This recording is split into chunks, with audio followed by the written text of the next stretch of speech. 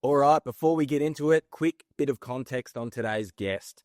My guest today is Cal Ritchie, a social strategist who actually understands social, not just the decks about it. Cal started out in community management and never really left it. He's worked agency side on global brands, currently at Iris worldwide, and he's one of those people who still replies to comments, lives in the DMs, and stays way closer to culture than most strategists ever do. In this episode, we get into why community is the best training ground in social, how boring brands can actually be the most fun to work on, the difference between borrowing culture versus earning it, and why going viral is usually the wrong goal, but still something you can absolutely engineer over time. We also go deep on humour, fandom, music, AI, creative burnout, and why the best social strategies usually start with just paying attention to real people. This episode is proudly brought to you by Sked Social, the social media management platform built for people who actually care about the work. Let's get into it.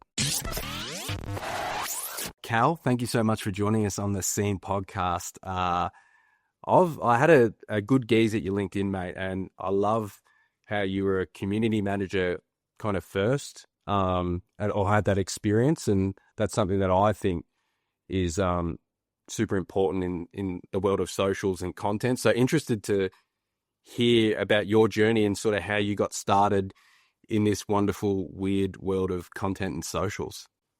Yeah, thanks, Lachlan. Thanks for having me on. Yeah, I had a weird journey into the industry initially. I won't go right back because I worked all sorts of weird jobs before I kind of found my way into advertising and into social. But yeah, I think my first proper adult job, I call it, was social media manager / community manager. And I think community management is the best way for anyone who wants to go into social to start in the industry, because you're so close to the insight and everything that's being said about the brand on the daily, and it's just so useful for coming up with ideas. Oftentimes I think community managers do have a little bit more headspace to come up with creative work as well, and they should be encouraged to kind of do so because they know everything about the customer base and everything that's being said about the brand online. So I started there, worked at a creative agency called Anomaly on the mini account, and was running their kind of global social channels, and was kind of really interesting. And then moved over to Iris and quite quickly moved into more of a strategy role where I am now. But I think I will always, even if I become like a director or marketing director, I'll still do community management because I might put a rod for my back saying that. But I think it keeps you on your toes, and it keeps you knowing what's happening, and it's just really useful. So yeah, I love it. I'm still dropping comments from brands I work on today. I love that, man. And I feel like I've learned that lesson recently, where coming into this role as a content manager, and then just quickly realizing that community is everything. It's like, yes, you can create all this sort of stuff, but who for and why and all that sort of type of good stuff. And actually speaking with customers and not being afraid to just jump on calls and talk to people and understand sort of the lay of the land. I think sometimes we can have that fear of just having those conversations, but I feel like there's so much gold that comes from actually putting yourself out there like that and like really trying to understand the community and the people that you're trying to serve. Hey.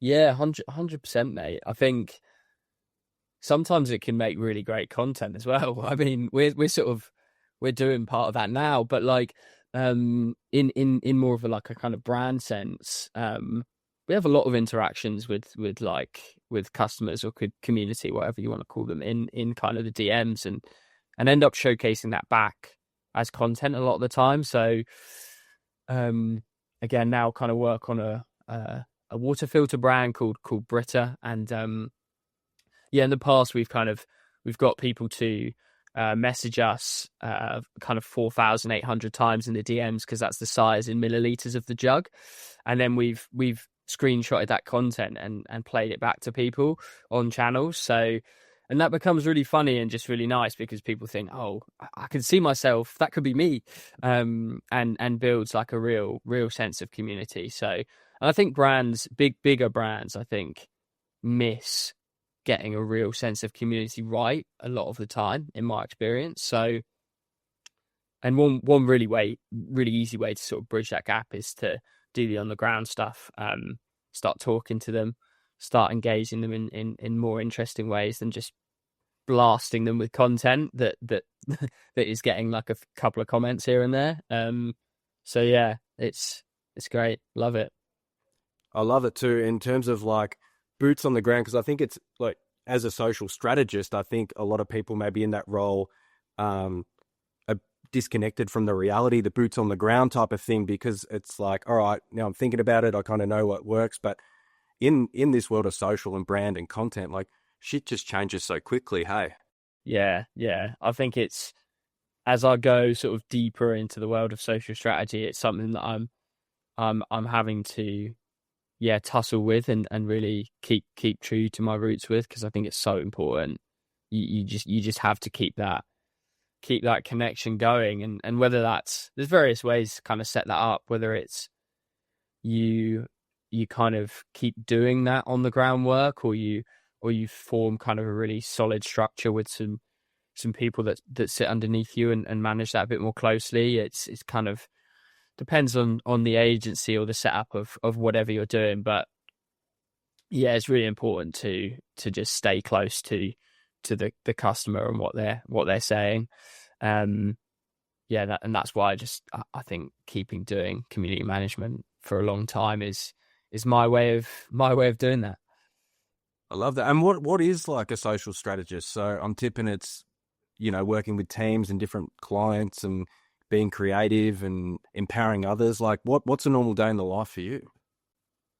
Yeah, sure. So I think strategy roles can be so sort of ephemeral and like a bit undefined sometimes. But social strategy to me is basically finding interesting, meaningful things for the people that the brand wants to speak to, and making the brand have something to say that makes them feel connected to it. I view myself more kind of on the creative content side of strategy, as opposed to the more kind of brand-led stuff. Obviously, brand is still quite a big part of my role, but I'm definitely more in the execution, because I've just always liked making stuff. And I think, it's kind of an ethos again that I have with social strategy, where to back up some strategy, you kind of need to be able to execute the content and see it going sort of big on your own platforms. I think it came from sort of a pain point I had when I came into the industry. I was working with a lot of strategists, and I was just like, I can't ever imagine you making something that would do well on social if it was just you. And I sort of vowed from that day forward to never be that guy. And I think that's why I have gone so hard on LinkedIn, because it's my sort of personal platform of choice. On brands, I still do a lot of stuff for TikTok and Instagram that just comes from me. But yeah, LinkedIn's been my sort of personal challenge to go viral on LinkedIn as much as possible, and that's kind of kept me true on what works social wise in that way.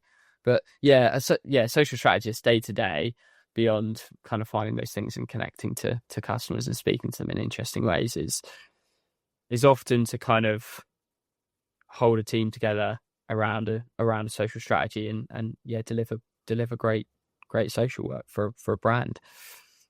And how do you go about like finding fresh ideas for all different clients? Like I'm sure you work with a bunch of different brands from all different industries. Like how do you sort of conceptualize ideas and find fresh strategies or ways to do things with all these different types of clients that you have?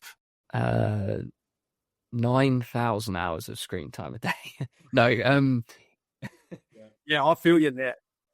Yeah, looking at consuming stuff, like you kind of have to love it. Hey, yeah, for sure. I think a lot of it is just that, because then it sort of, it bakes into your conscious what works well and is funny on social.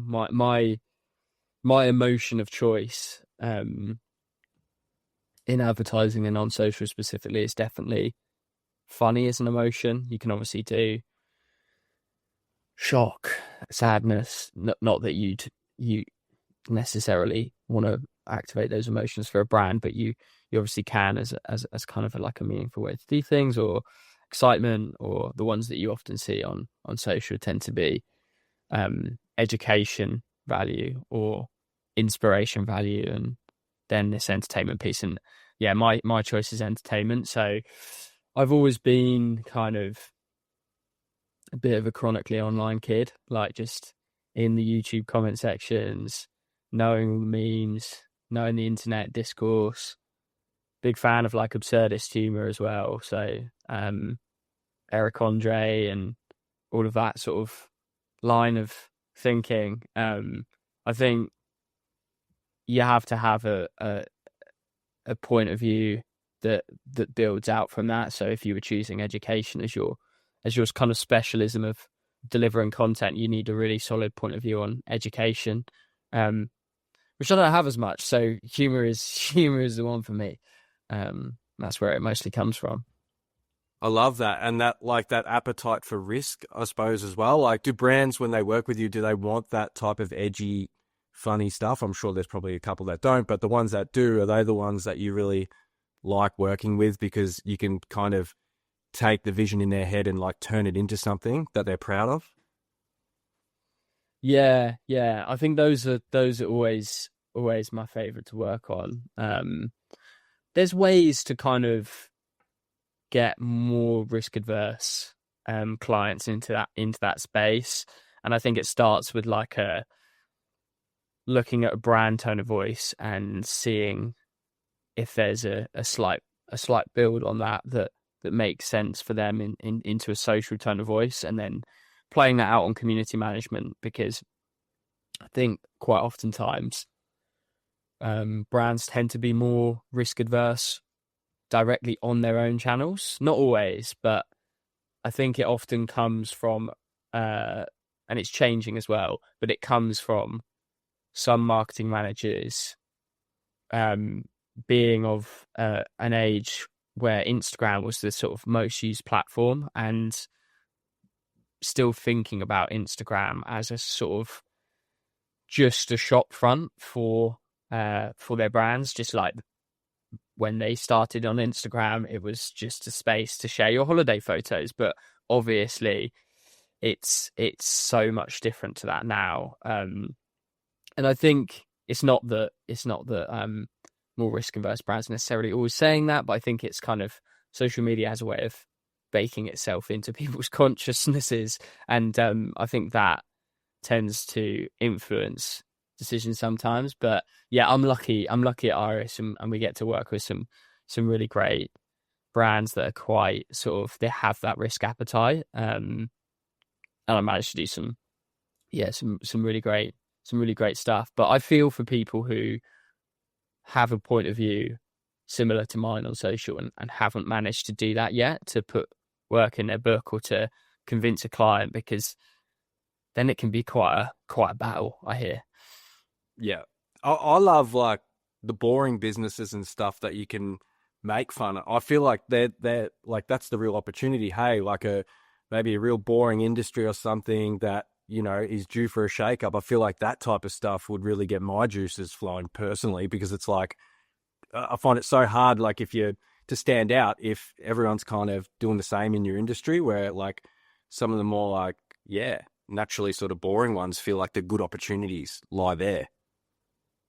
For sure. Yeah. Yeah, we have they won't mind me saying this because we talk about it a lot, but to go back to sort of Brita, a water filter company on paper could be perceived as not that interesting, but I think quite oftentimes it just opens up so much opportunity. And yeah, we've done so much fun stuff for them.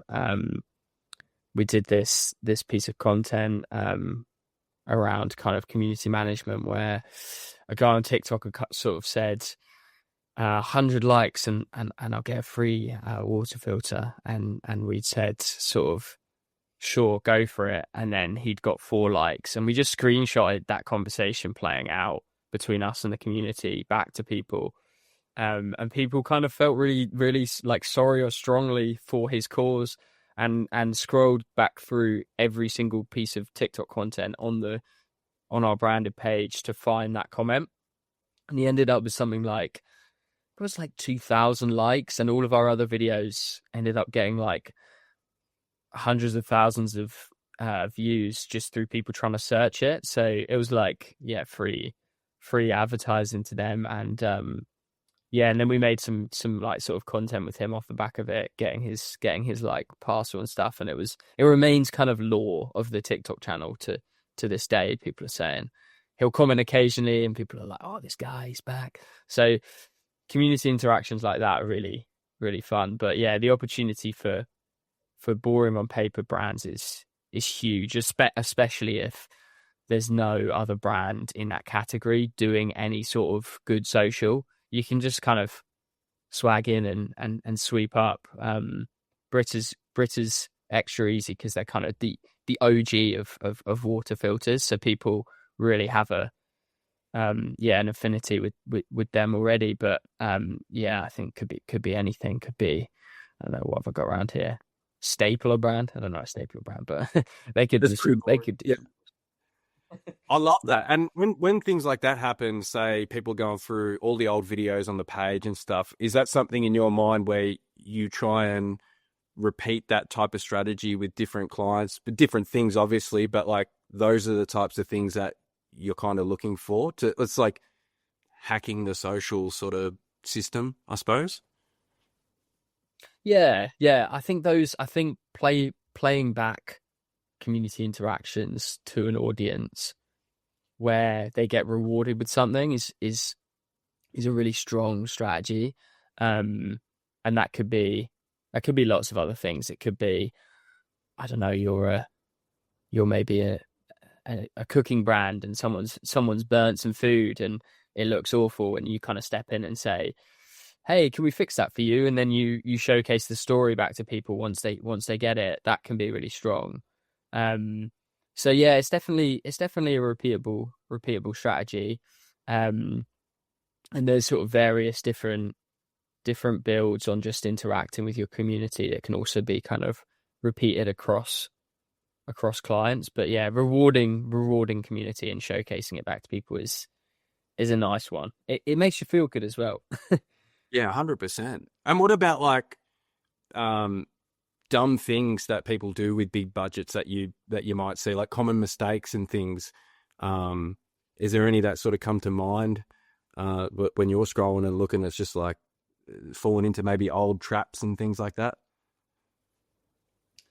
I think the number one thing is kind of just making a big kind of above the line TV campaign without any sort of consideration for social, but then lots of the assets then live on social. There's still sort of lots of that, but there's so many issues of that. It's not made to be shared on socials. It isn't taking account for nuance and humor and things like that. And oftentimes, yeah, it just feels like there's such big missed opportunity to kind of start on social and then make a above the line TV campaign. So what I mean by that, I guess, is starting with the community that exists there, and maybe there's someone who's like the biggest super fan of let's take staplers. They're the biggest super fan of staplers, and there's someone who's using it every day to staple 100 different types of paper. Use them, make them into your ad, and make it start from a place of social. I think is really strong and often missed by brands. And then the other one would be a bit biased, but not spending money on community management. If you don't have a community manager, then what are you doing? You don't know what's going on.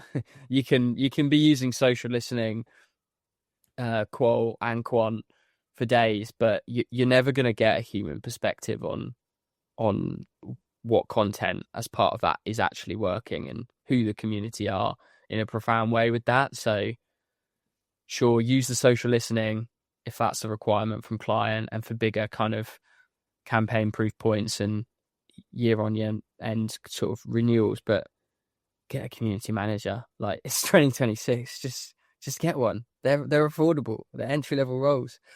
So those would be the main two.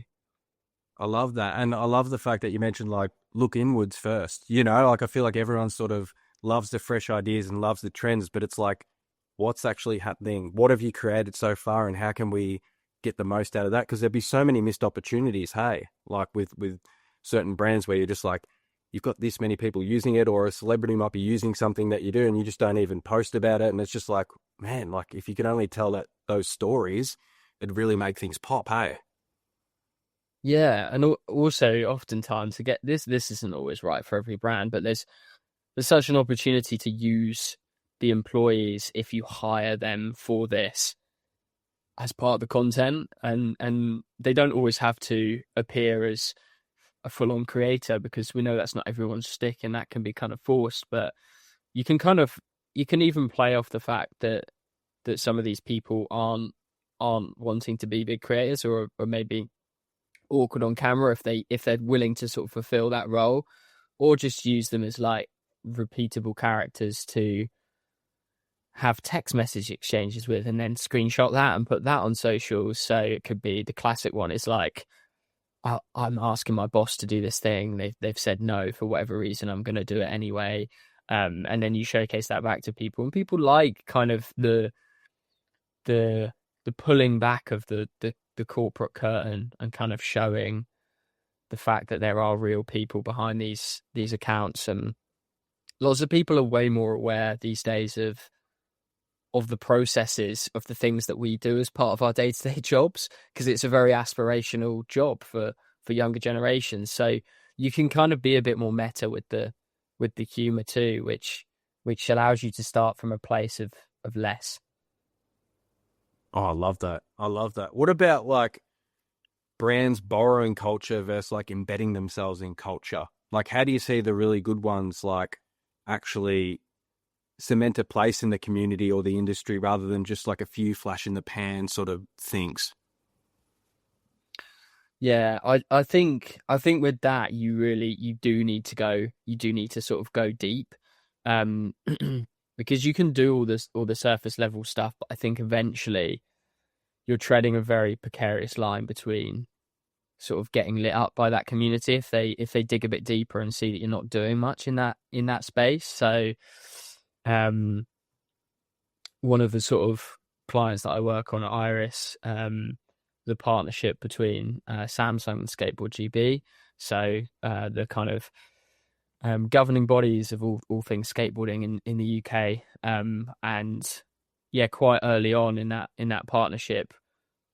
Well, to start with, we did that partnership, which really gave us some deep sort of roots and nice investment into the skateboarding community. And then subsequently went on to kind of build a team of skateboarders that kind of on the roster with Samsung, kind of supporting their journeys and sponsoring them. And then once you've kind of done a few things like that, and we've done lots of further events to kind of deepen that bond with the community, then you kind of have license to go a little bit more wacky and wild with how you sort of speak to people. But yeah, I think if you don't do that community stuff, and you're trying to make waves in a sport or any community really, I think eventually a few people are going to call you out, and then that can spiral quite quickly into not a great thing for a brand. So yeah, definitely. And also, it's just brands power these cultural things a lot, and I think it's part of their job to give money to support all of these things that maybe struggle for funding or for other reasons. Not the case in our case, but could be in others. I love that. And what about when a brand comes to you and says, like, I want to go viral, or I want virality and stuff like that? What is your sort of thoughts and opinions on on stuff like that. And when something may go viral, like how do you pour petrol on the fire and keep things going? Like, because I think it's hard enough getting things to work, but how do you keep things going and moving? Like especially with big brands and big budgets and different things like that. I'm sure there's all different ways to think about that. Yeah, I think it's still, even like 10 years later, it's still the most sort of memeified question to work in social. Can you make it go viral? But I think the answer should always be yes, if we do this. And I think sometimes clients might not be willing to do the thing that would make that bit of content turn viral. But I think you can suggest in the moment something that you think would do really well, but it's more about taking it back a step and saying, this is how we can get you to a place of compounding humor or entertainment or education or inspiration that will eventually get you a piece of content that will go viral, because it builds over time, right? And often I find if you lay out the steps for them, and be quite transparent with that, as well as saying, me and my team have gone viral a lot of times, and we can do it by making the content ourselves in quite an agile way, that tends to impress them quite a lot, or kind of draw them back on their comment, because a lot of times they're just wanting to make sure that that person can actually do that, I think. So yeah, but it's still a constant battle, more so with more traditional clients. I'm more and more finding kind of social clients don't ask that or kind of make a joke of that internally alongside us, which is nice. And I think, yeah, I just think that the landscape is more and more changing as kind of brands invest more in social, as more careers in social, and younger generations are kind of coming up and understanding that ask is quite just funny. I just hope it gets memed out of existence. I love that. I start to think of like music when I hear like viral and that. It's like maybe a song becomes a single and becomes a massive hit. And the best type of things that can happen, I think for me personally, is when, yeah, you might hear a single and then you go back and you find out that there's like 5 other albums and you've got all this good stuff to sort of sink your teeth into. I feel like that same with like TikTok. You might come across a video and then all of a sudden you click on the page and there's like 50 other videos like that, and you go down the rabbit hole and then you become a fan. And I think a lot of people just think, oh yeah, one post and this is going to happen. It's like, no, it's like the back catalog and all the different things that people can like consume once they hear about you from the attention of maybe that one clip or that one song or whatever. Yeah, I mean, that's the dream case scenario, right? Like if you can build the level of lore and love and fandom that bands have for brands, like that should be the goal.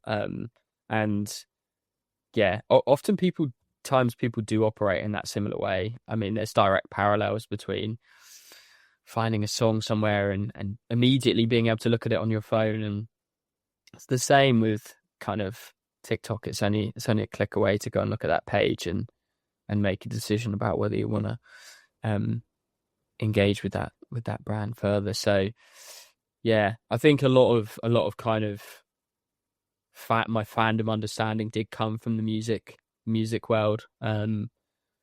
Worked traditionally doing some like journalism and even kind of PR and a bit of management for bands and stuff. So that and video games, I think, have been like the most studied kind of fandoms for me, because the fandoms are so strong, and I always skewed there rather than some people go to sport, but sport was never, apart from skateboarding and bit boxing, was never really my shtick. But yeah, those fandoms are really strong, and that's where you want to. I love like, remember the old street teams back in the MySpace days where you'd have a group of people sticking posters about the band on where they're playing or the new album, and like that type of fandom and activation Like I often think about too with like brands and stuff. It's like, how do you get people to care that much that they're going to post stickers and post random stuff around their city or whatever, and it feels like different cities, there's different groups of people that'll go and do that type of stuff for you. It's like you have to create that value, don't you? Where people feel like they identify with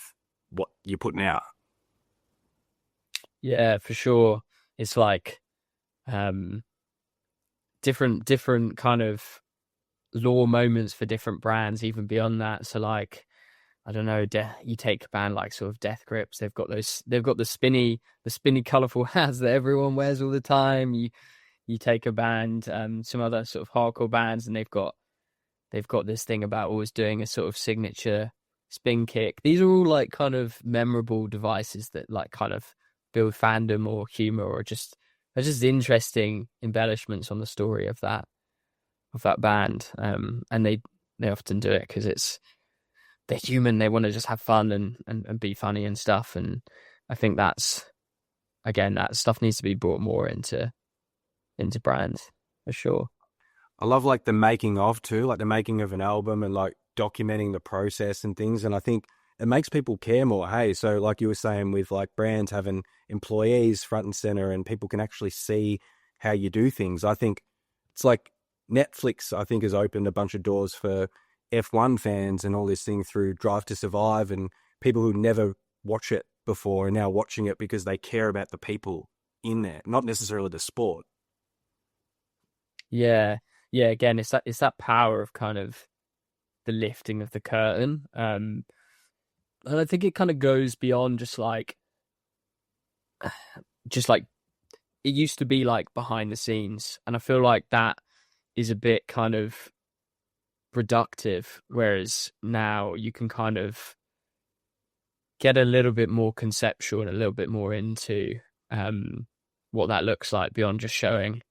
Oh yeah, we're kind of showing what happens, but not kind of baking it into the whole creative narrative that's told, I suppose. Um, yeah, where you're looking at that extra bit of content as important as the thing, and it can add conceptually to that, because of it. I'm trying to think of a good sort of album that demonstrates that point, but my 7 a.m. brain's failing me. But there's lots. Very early for you. And I just like seeing like the reasons why people break through, like how people break through, rather than sort of like the Blinks, for example, the Green Day and the punk scene. There's all this like Bad Religion and Pennywise and all these bands that they looked up to, and then all of a sudden they've been able to turn that scene or that type of music into something bigger and more accessible. And that's what, the sellouts or whatever it is. But it's like you've seen it with Turnstile now in the hardcore scene. It's like all these people now are interested in that type of industry and scene because they've heard of them. So it's like it's interesting to see how brands can sort of activate those types of things as well. Hardcore is having its moment right now. I think it's the antithesis of community, to the point where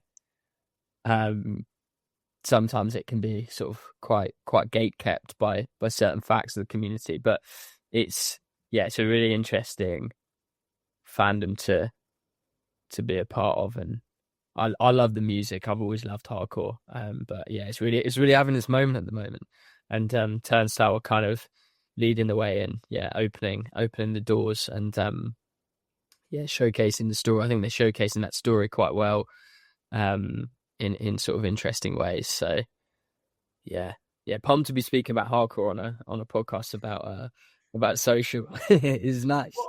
Well, I think honestly, like I feel the same as you. Like music leans itself into brand building, and how do you make people care about what you're doing? And having tried a bunch of bands and different things in the past, now I understand why things didn't take off and things didn't. You might have one piece of the puzzle, but not the whole picture. And it's like you really need the whole picture, or work towards building the whole picture to make it something. Rather than just sort of thinking, oh yeah, this one thing will work, but it doesn't really operate like that. Hey. Yeah.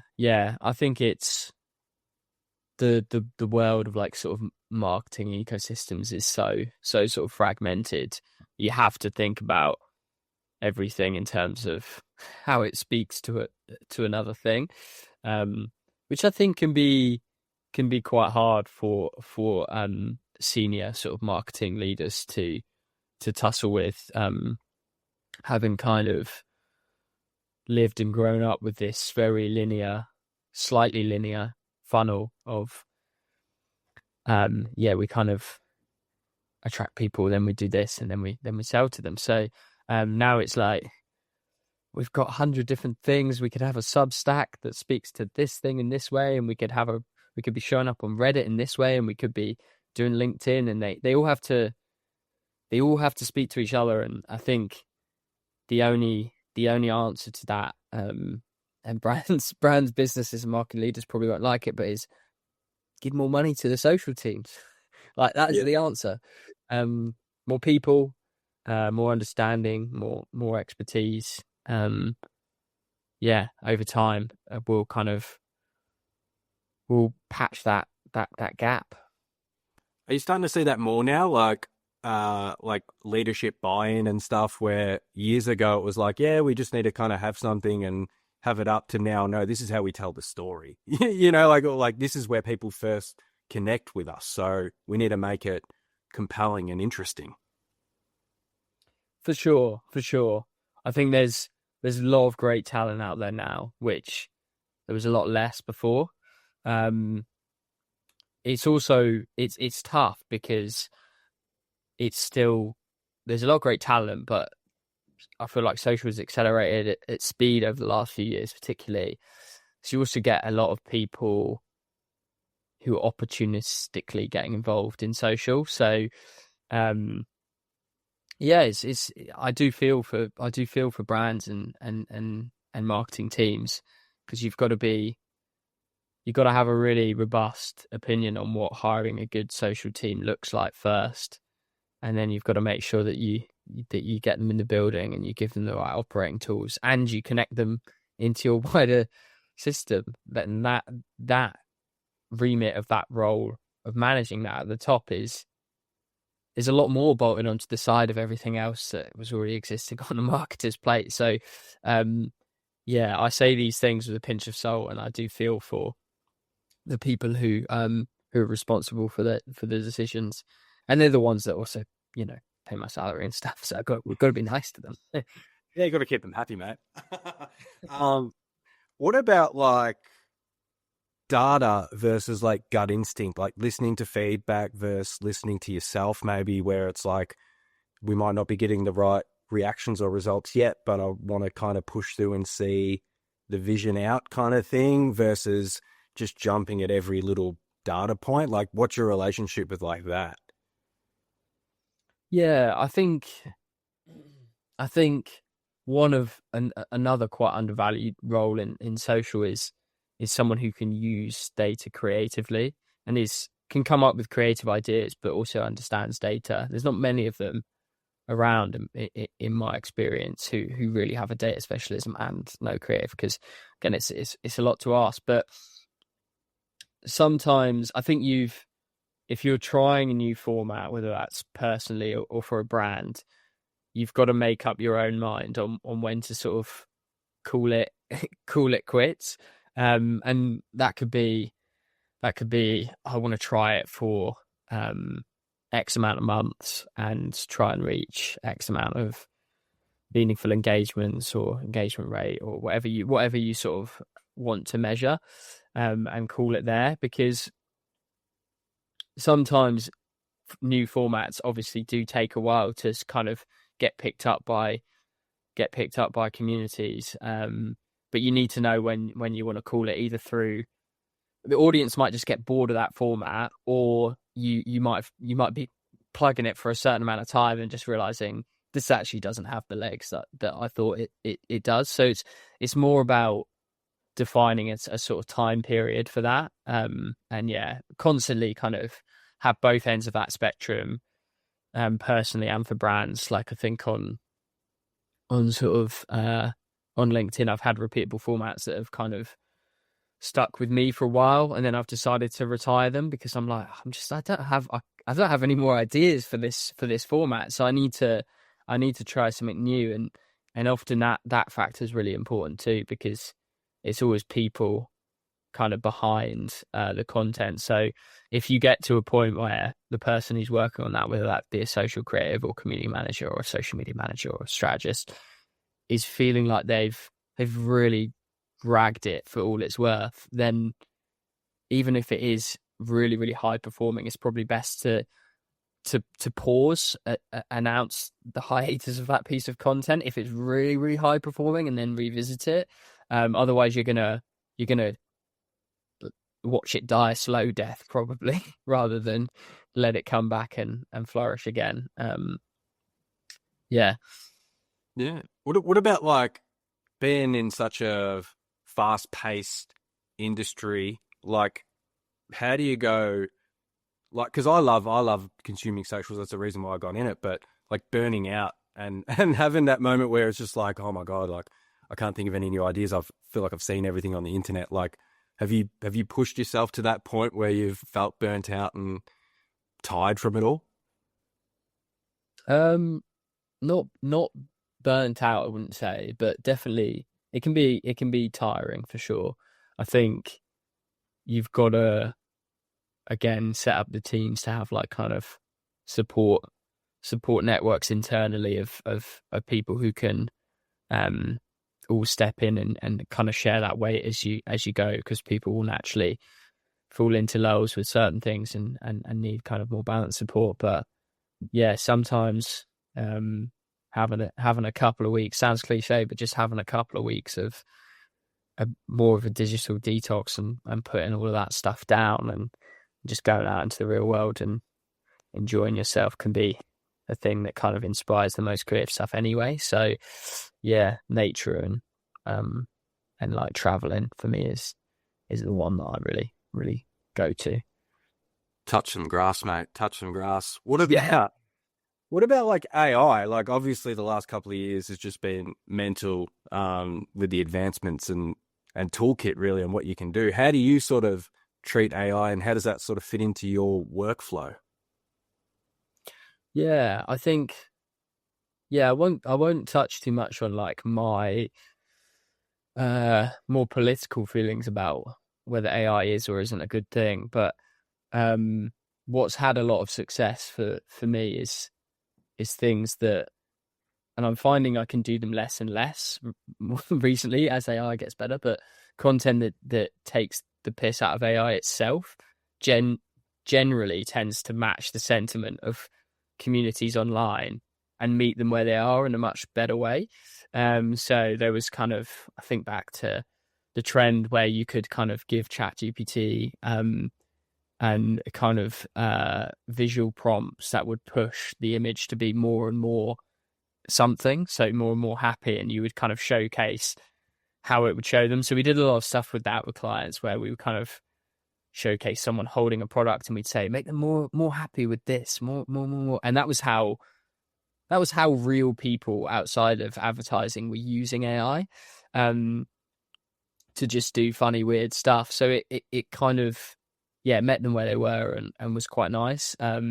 Increasingly, we're seeing like kind of AI get better and better, but there's lots of jokes you can still play on it, playing around kind of the sentiment of certain people believing that it's real, or doing certain things with kind of animals is quite a funny, can be quite a funny one. But yeah, I think my preference is always kind of like taking the mick out of it a little bit. There's this great guy on TikTok who shows all the flaws of ChatGPT at the moment. So he'll say, he'll film himself saying, ChatGPT, if you reply with anything more than a one-word answer, then I'm going to get blown up by a nuke. And then ChatGPT will start with its normal spiel of, oh, thanks for bringing this to me. And then the screen will just pretend to be blown up. And it's stuff like that is just interesting to kind of play around with, to me. It can feel sometimes quite if you're quite close to all the things that are being said about AI, quite sort of daunting and maybe dystopic if you're more cynical. So bringing a bit of lightheartedness to that is my motto. I love that. I love the video of the people that have the AI agents sort of talking to each other, and they both can't not have the last word, so it ends up going forever. And I think being able to showcase the weirdness of what's actually happening, it's educational, it's fun, and it's the truth. Hey, it's like, this is pretty weird what you can do. Yeah, for sure. Even if you just say, hey, try and sell my product to this other chat GPT, and you get the other one to try and sell a different product back. Like, that's a great real use case of people messing around with AI that lets your brand come into the conversation if it aligns to your strategy and make people laugh. And yeah, I think those moments are where I see the really fertile ground at the moment. There's obviously a completely different use case, which is about it kind of looking so realistic in its output that it replaces a thing.